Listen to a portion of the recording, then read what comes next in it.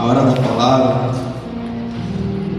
Vou pedir que você me preste a tua atenção agora. A mídia, abre ali no livro de Lucas 8, que é o texto básico, né, de hoje, Lucas 8, 41, por favor, para não tomar muito tempo. Vou estar fazendo aqui a leitura. Eis que veio um homem chamado Jairo, que era chefe da sinagoga, e prostrando-se aos pés de Jesus, suplicou que fosse até a sua casa. Amém? Vou ler só até aqui para não tomar muito tempo. A nossa irmã, a diaconisa Desirê, foi muito feliz já em ler, falou um pouco para a gente. Então, para não tomar muito tempo, eu vou ler só o versículo 41, tá? Vai ser o texto base aqui da mensagem. Nessa noite a gente vai estar falando um pouquinho do ministério de Jesus. Todos nós sabemos que... Pode se sentar? Tá bom? Todos nós sabemos que Jesus é o Filho de Deus. Quando ele pergunta para os seus discípulos, já próximo da hora da sua partida,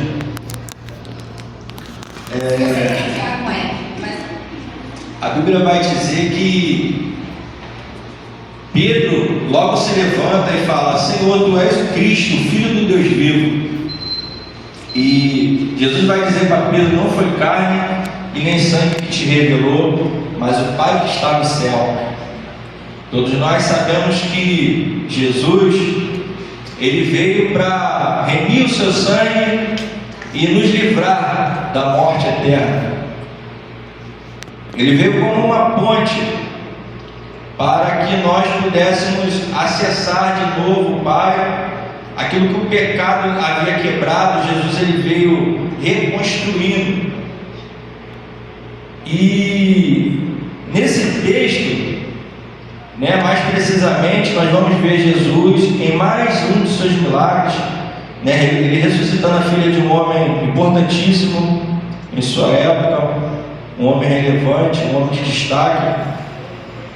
Só que antes eu quero falar acerca da introdução, do propósito, dos milagres de Jesus, para que a gente venha entender por que Jesus fazia milagre. Jesus fazia milagre para revelar sua identidade divina. Jesus também, ele queria confirmar a sua mensagem, tá? Manifestar compaixão, glorificar a Deus e fortalecer a fé. Jesus, ele, antes de curar a filha desse homem, ele tinha acabado de vir de um lugar hostil. Jesus, ele tinha ido em Gadara, em um local que o pessoal não professava a mesma fé que ele, em um local a qual fazia parte de 10 cidades diferentes, lá um povo politeísta, que adoravam outros deuses diferentes. E Jesus acabou de expulsar uma legião de demônios de um homem. Nós vemos no versículo 40, capítulo 8, no versículo 40, Jesus estava retornando de Gadara. Agora, Jesus ele vai se encontrar com Jairo. Só que antes da gente falar daquilo que Jairo estava precisando, é importante aqui a gente conhecer um pouquinho de Jairo. Jairo era ninguém mais do que um dos príncipes da sinagoga. E para quem não sabe o que é um príncipe, ele era uma espécie de político misturado com sacerdote, com juiz. Ele tinha um certo poder, sobre a nação. Ele tinha uma relevância, um destaque maior. E não era comum homens, do jeito de Jairo, homens como Jairo, falar com alguém que era tido como blasfemo. Para quem não sabe, a Bíblia diz que Jesus veio para os seus e os seus o rejeitaram.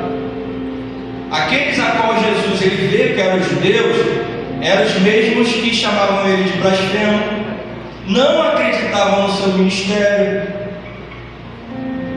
descredibilizaram, né, as suas obras, dizendo que o que Jesus fazia era por Beelzebub, era com poder maligno, dentre outras coisas.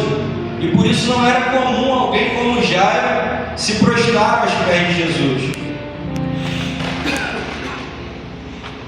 Jairo, ele não chega até Jesus com o ósculo santo, né, que era algo de costume dos judeus.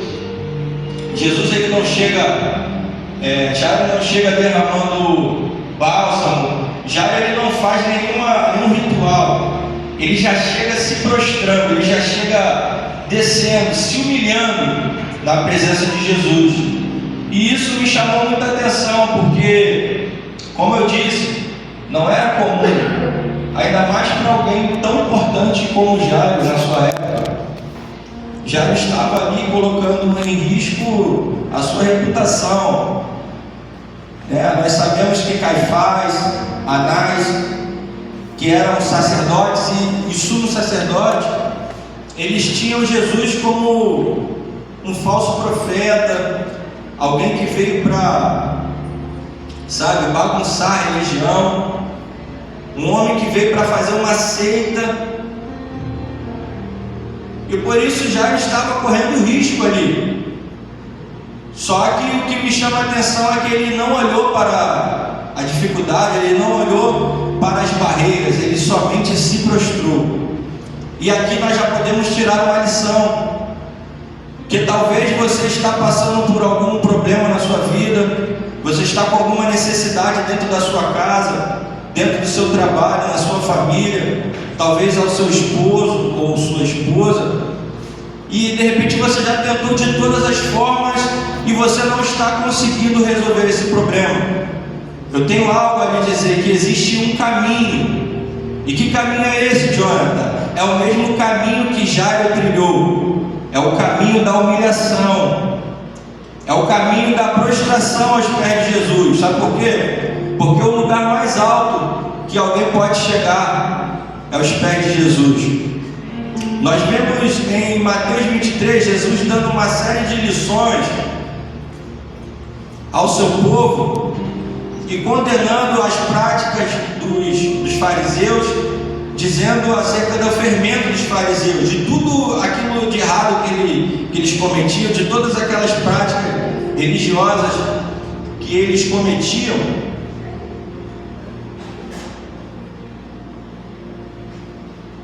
E dentre uma dessas lições, Jesus não diz que aquele que for humilhado será exaltado. Jesus diz: aquele que se humilhar.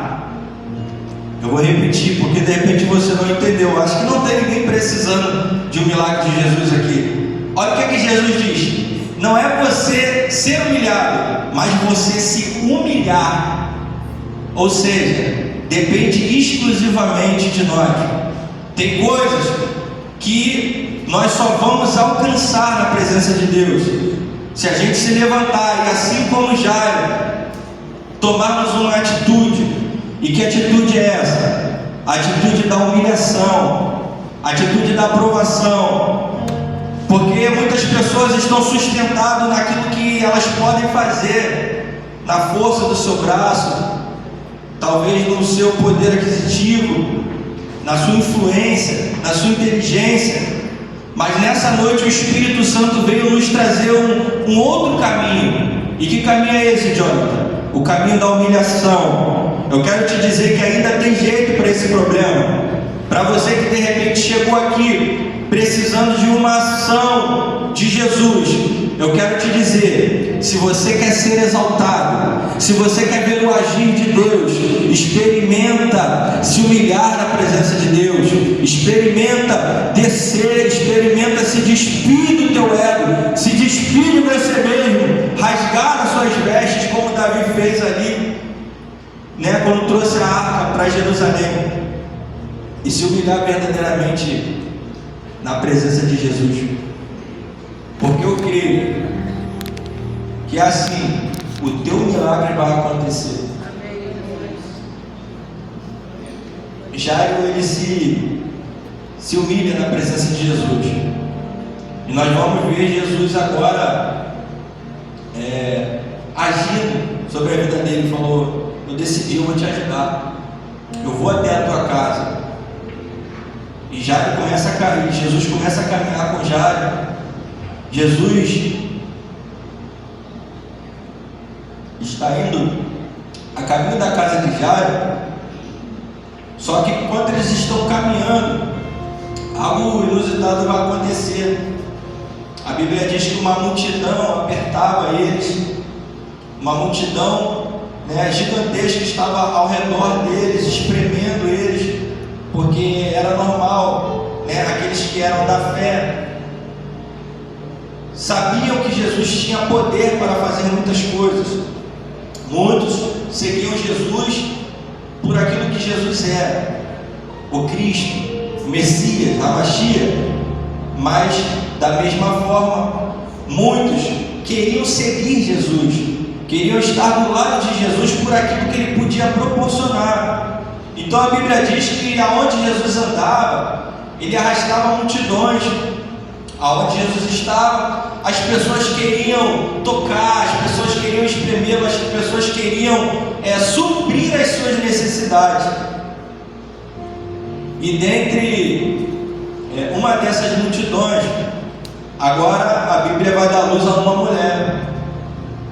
A gente não sabe o seu nome, porque a Bíblia não diz, mas ela nos relata que essa mulher, ela tinha um problema. Ela tinha uma hemorragia muito grave. Ela sofria com essa enfermidade há 12 anos.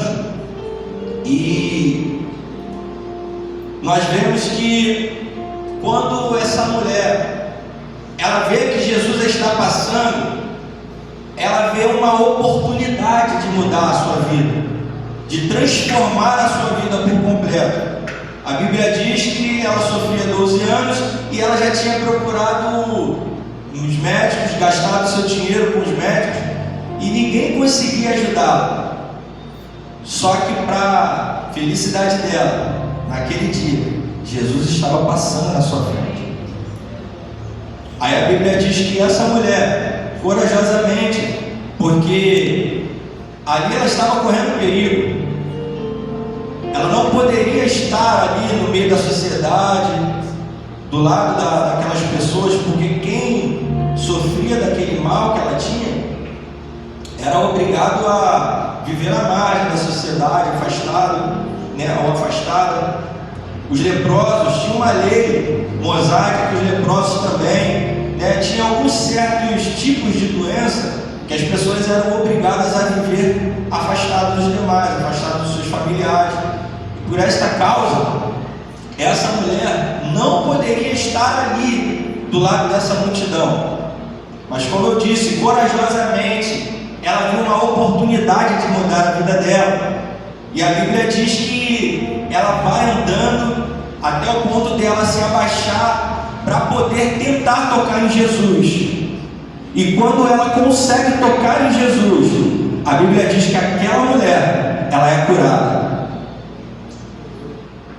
Aquela mulher, ela é curada do seu fluxo de sangue, da sua doença, a qual ela sofria há 12 anos, aproximadamente 12 anos. Aquela mulher, ela recebe o seu milagre primeiro do que Jairo.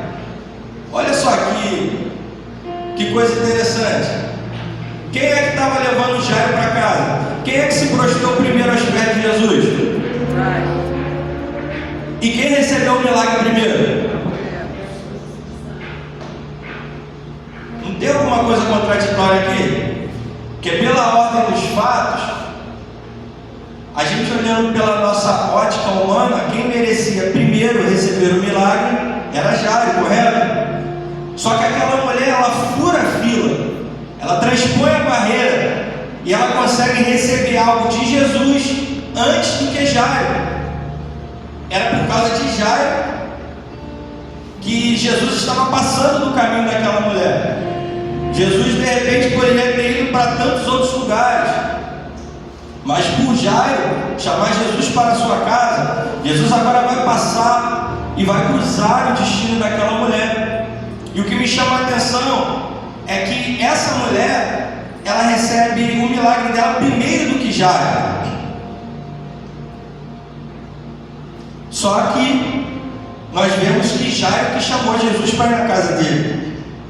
Ou seja, Jairo buscou em Jesus o que precisava primeiro, mas recebeu um segundo.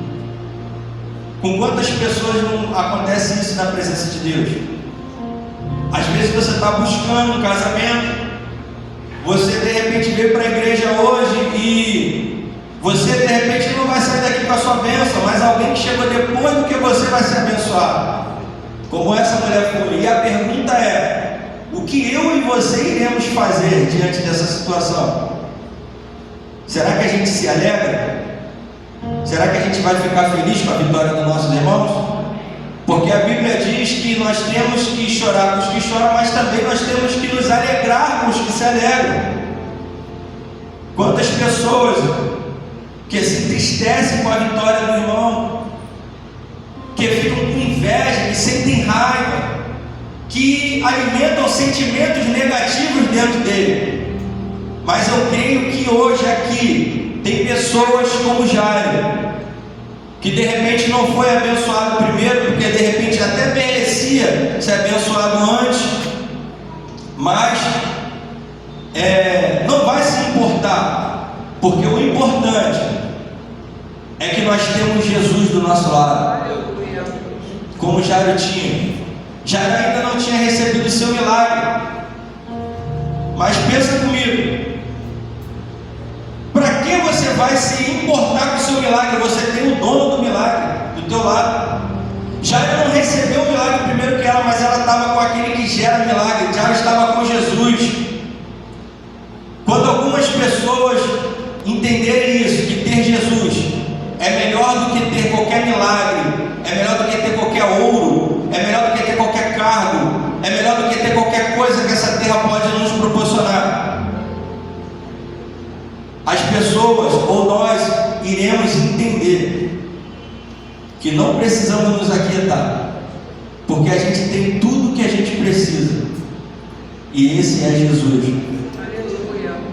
Essa mulher recebe primeiro do que Jairo, mas Jairo não desiste. Jairo continua indo a caminho da sua casa.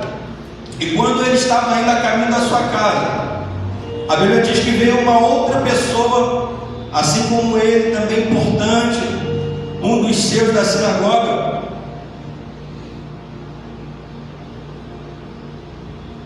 E vai trazer agora uma notícia muito ruim.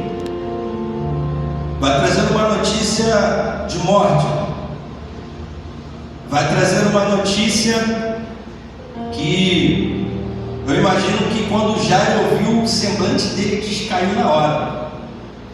Quando eu estava lendo essa passagem aqui, eu me lembrei de Lucas, ainda no livro de Lucas 7, quando Jesus está indo a Naim, e as pessoas falam para aquela mulher, para aquela viúva, que o filho dela estava morto. Este homem da sinagoga veio dizer para Jairo que não precisava mais Jairo incomodar Jesus, incomodar o mestre, porque a sua filha havia morrido. E logo Jairo ele se entristece, mas aí Jesus, ele olha para aquela situação e ele vai dizer: Jairo, ela não está morta, apenas dorme. Eu vou repetir. Jesus vai dizer para Jairo: Jairo, ela não está morta, ela apenas dorme. Ou seja, a morte, ela chegou, só que ela não sabia que quem estava ali era o dono da vida, era aquele que está escrito em João 14,6: eu sou o caminho, eu sou a verdade e eu sou a... Aleluia. A morte poderia ter chegado, só que de frente para ela estava a vida. Jesus ele não contém a vida, Jesus é a vida. Jesus, ele é a própria vida. Foi Ele quem nos fez. Ele estava na criação. O livro de Gênesis 2 vai dizer que Deus disse: façamos o homem à nossa imagem e semelhança. E dentro da teologia, isso é uma afirmação que ali estava presente na criação do homem, o Pai, o Filho e o Espírito Santo, ou seja, Deus e Jesus. Jesus é a própria vida.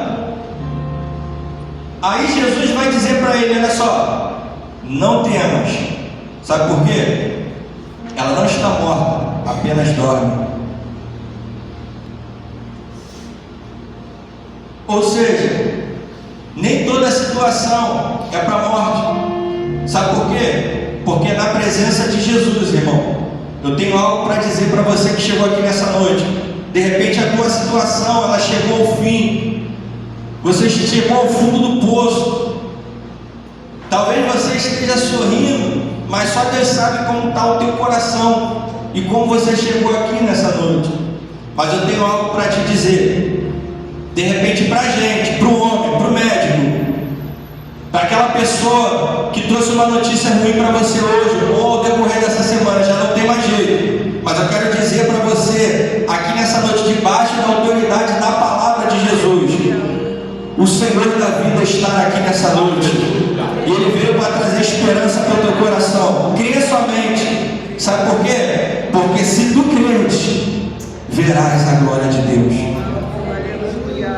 Só que é necessário você crer, porque em Hebreus 11:6 vai dizer que sem fé é impossível acreditar.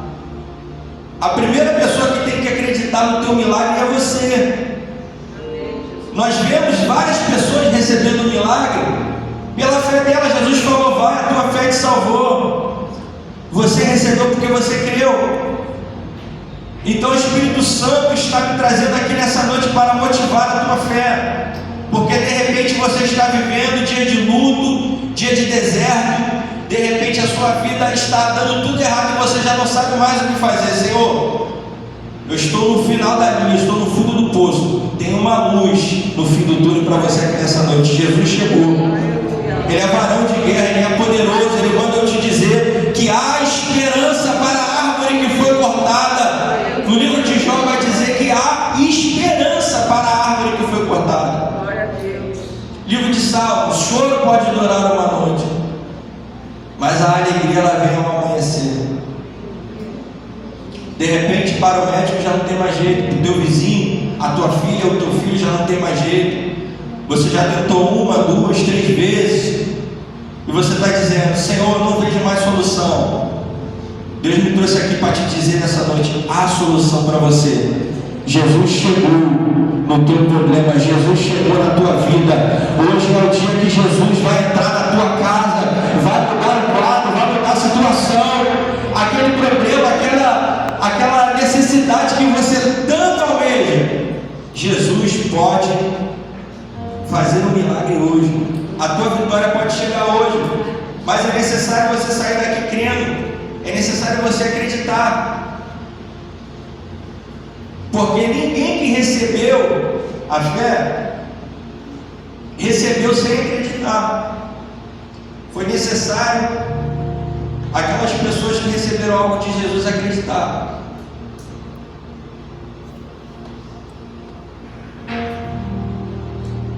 A Bíblia diz que Jesus ele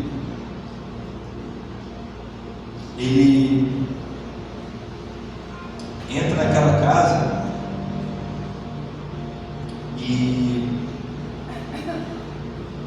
ele pede para aquelas pessoas que estavam ali ao redor se retirarem. E Jesus entra apenas com Pedro, Tiago e João, que eram os discípulos que estavam acostumados a andar do lado de Jesus. Ele entra apenas com aqueles 3 e também com os pais, daquela menina, porque as pessoas riam, as pessoas estavam incrédulas. E eu fico pensando como tem gente, incrédula na presença de Jesus. Jesus está de frente para ela e a pessoa está zombando, a pessoa está desacreditando da vida do irmão. A pessoa está diante do Todo-Poderoso, do Messias aguardado, aquele que foi no inferno e tomou a chave da morte, aquele que acalmou o mar, a tempestade, e a pessoa está incrédula, está rindo, porque a Bíblia diz que as pessoas estavam rindo de Jesus, achando que Jesus estava maluco. Aí Jesus foi pedir para que se retirassem aquelas pessoas dali. Se retirem, por favor. Só vai entrar eu, Pedro, João, Tiago e os pais da menina. E quando Jesus entra naquela casa, Jesus opera um milagre. E para a honra e glória do Senhor, aquela menina que estava morta, ela vem à vida, ela é ressuscitada, irmão. Sabe por quê? Porque há poder em Jesus. No livro de Lucas, capítulo 4, a Bíblia vai dizer que Jesus, quando ele entra na sinagoga, como era de costume, ele ia às sinagogas, um dia de sábado, ele vai pegar o livro da lei, que estava ali, o rolo de Isaías, e ele vai ler. Naquele dia ali vai se cumprir uma profecia na vida dele. Sabe o que estava escrito? O Espírito do Senhor, pois que está sobre mim, que me ungiu para evangelizar os pobres, para pregar liberdade aos cativos, para curar os quebrantados de coração e para apregoar o ano aceitável do Senhor. Aleluia! Eu não sei se você entendeu, mas o Deus que você serve, Ele é o Deus do impossível. O Deus que você serve é o Deus poderoso. O Deus que você serve é o Deus que acalma a tempestade. É o Deus que faz o mar. Oh, aleluia! É o Deus que faz o mar se acalmar. É o Deus que pode todas as coisas. Talvez você entrou incrédulo aqui nessa noite, pensando que já não tem mais jeito. Jesus manda eu te dizer: há jeito para você, a solução para o teu problema. Creia no milagre, creia na vitória, porque hoje pode ser o dia que a roda vai girar na tua vida. Hoje pode ser o dia que você vai viver o maior testemunho da tua vida. Cadê você que crê? Levanta a tua mão, porque eu estou profetizando aqui. Se você está precisando de algo, hoje pode ser o dia da tua vitória. Cadê a tua fé? Cadê você que quer dar um brado de glória a Deus nessa noite para Jesus? Porque Ele está aqui para te abençoar. Se Ele estiver dentro do propósito dEle, perceba bem o que eu estou te falando. Se aquilo que você precisa estiver dentro do propósito dEle, Ele tem poder para operar. Ele tem poder para fazer. Ele tem poder para transformar, para virar a chave, ainda que para você seja impossível. Sabe por quê? Romanos 11 vai dizer que Jesus, Ele é o mesmo Deus de ontem, é o mesmo Deus de hoje e eternamente. Acalma o teu coração, descansa essa ansiedade, essa preocupação. Sabe por quê? Porque o teu Deus é o Deus que supre as tuas necessidades. É o Deus do impossível, que Ele pega do nada. Olha só, é o único que faz uma matéria aparecer do nada. É o haja de Deus. Haja luz. E a Bíblia diz no livro de Gênesis que houve luz. Basta uma palavra, e toda essa situação ruim que você está vivendo, que para você está difícil de ser resolvido, pode mudar sim para Ele no dia de hoje. Basta uma palavra. Quantos creem que Ele pode liberar uma palavra para a nossa vida nessa noite? Porque Ele está aqui, irmão, e Ele é o maior interessado na tua vitória. em que você venha cantar o hino da vitória, em que você venha se alegrar na presença dele? Qual é o pai que tem prazer em ver o filho triste, andando cabisbaixo? Você acha que Jesus está feliz com essa tua situação? Ele está mais triste do que você. Mas se você chegou aqui nessa noite e você está crendo que o teu Pai, que o teu Deus é poderoso, eu profetizo que nessa noite Ele pode mudar a tua situação, Ele pode mudar o quadro, Ele pode reverter essa situação, porque Ele é o teu Pai. E você vai contar o testemunho. Você vai fazer como Miriam fez. Miriam dançou ali, ó, quando atravessaram o mar vermelho ali, ó, com pés enxutos, pés sequinhos. Deus abriu o mar, o povo dele passar. Eles passaram com o pé enxuto ali, o pé sequinho. Aí sabe o que Miriam fez? Cantou do outro lado. Você vai cantar também. Sabe por quê? Essa situação não é para a morte, mas é para a glória de Deus. Tem um milagre que Jesus operou e os discípulos falaram: por que esse homem nasceu cego? Os pais dele pecaram. Ou seja, foi alguma coisa, os discípulos estavam querendo saber, foi alguma coisa que ele fez para acontecer isso? Nem todo mal que acontece na nossa vida é porque a gente errou. Às vezes é só Deus. De repente pode ser o teu caso. Às vezes é só Deus querendo manifestar a glória dele na tua vida. Aí você vai e murmura, você perde a fé. Tu acha que tu vai receber a tua vitória? Tu acha que tu vai ver o teu milagre? Não. É necessário que a gente venha sair daqui acreditando que Jesus é conosco, que Deus está no controle da situação, que Deus está no controle desse barco, que essa tempestade vai se acalmar, que esse deserto ele vai passar, que essa prova ela vai cessar. Porque assim foi com Jó. Jó não teve culpa. A prova de Jó não foi porque ele teve culpa, tanto que ele próprio deu testemunho dele, falou: é um homem íntegro, reto, temente a Deus e que se desvia da aparência do mal. Não foi porque Jó pecou. Os amigos dele estavam lá, blasfemando contra ele. E vou me afastar, olha o que ele está vivendo. O cara era rico, era cheio de gado, tinha um monte de filhos, filhos morreram, perdeu seu dinheiro, perdeu tudo, ele está em pecado. Nem toda situação ruim na nossa vida é por causa de erro nosso.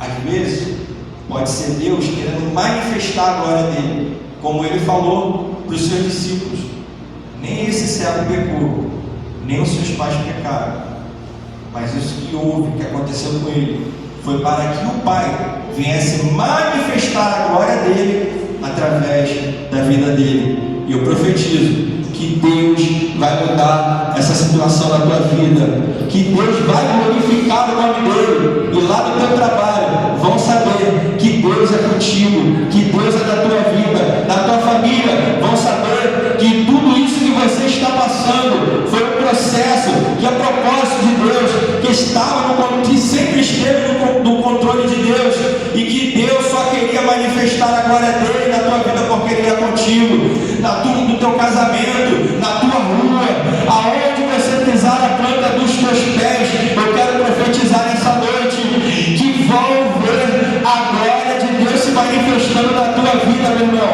que vão ver a glória de Deus se manifestando na tua vida, meu irmão. Se você crê, levanta a tua mão e recebe, porque Deus está liberando uma palavra de vitória nessa noite para a tua vida. Receba, que Deus vai manifestar a glória dele na minha e na tua vida nessa noite.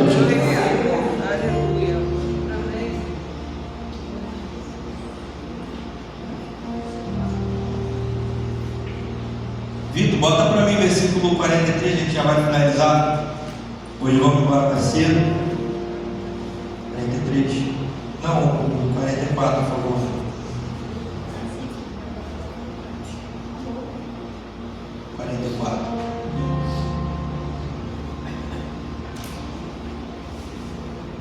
Não, bota o 46.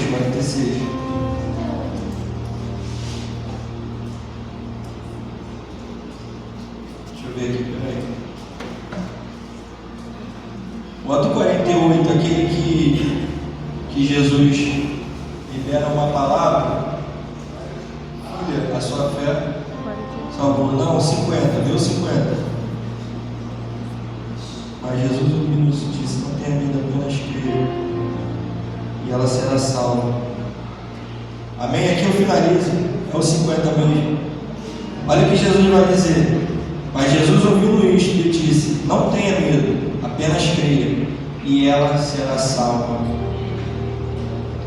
Como eu disse para você, na hora que Jesus ele viu que Jairo ia se turbar com aquela situação, trazendo para os dias de hoje, é quando o médico fala assim: olha só, é maligno esse câncer, ó, e esse casamento já não tem mais jeito. É quando a notícia ruim chega para mim e para você, que fala assim: ó, tu vai ser mandado embora desse trabalho.